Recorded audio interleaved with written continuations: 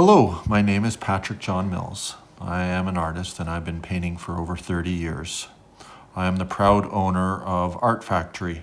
Art Factory will be the largest independently owned art center in all of Canada. I have some pages out of a book that I have used an X-Acto knife and I've cut them up. You can go over and here I have some matte gel medium. I am evenly applying the matte gel medium on the surface. You can paint on any surface, wood, paper, cardboard, and in this situation I'm using sheets of primed canvas. I am painting both sides of the thing I want to stick down. You can put like a stamp, a photograph, anything you want. And I'm just applying, and then I push out just enough pressure so I get a nice seal so that I iron out the surface. You do not want to use like a glue or a crafter's glue or something you buy at an Office Depot.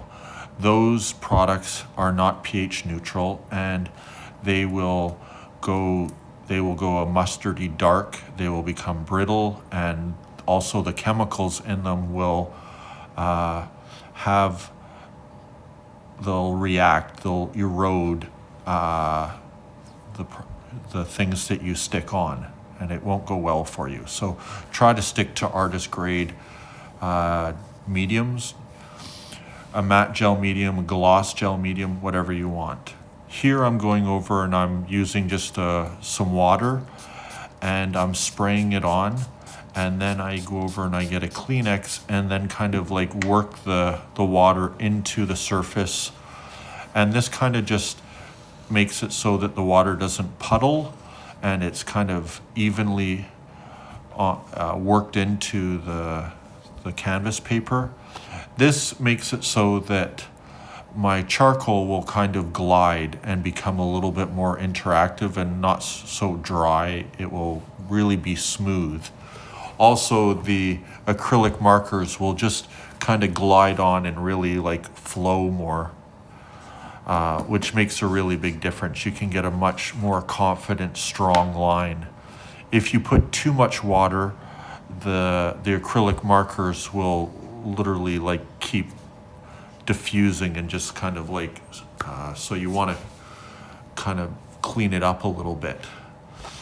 Here I'm going over and putting some acrylic paint on, adding a little bit more water. You'll notice that the paint is kind of exploding a little bit.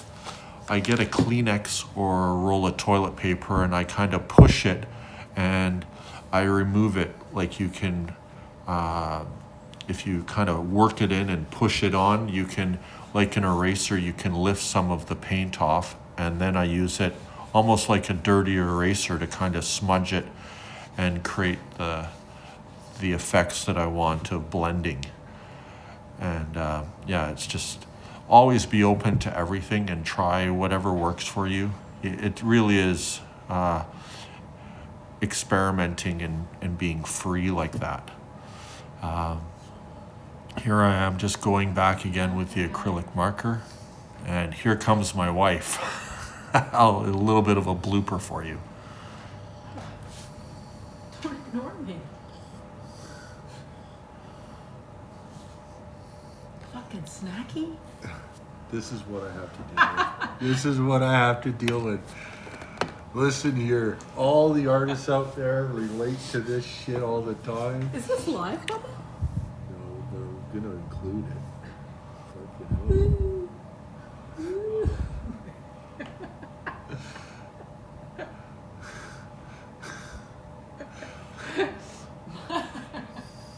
Well, that is my beautiful wife, and how supportive and loving she has been. This is my studio. I have a large space to work in, but sometimes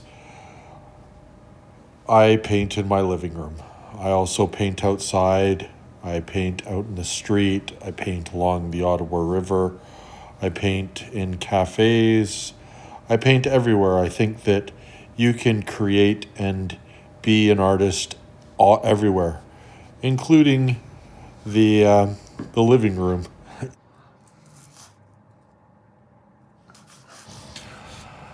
Why do we paint? Why am I making this video? I wanted to share with you some of my story and why I create what I create, and why am I ripping up cancer books and gluing them onto and making artwork. You know, it's so,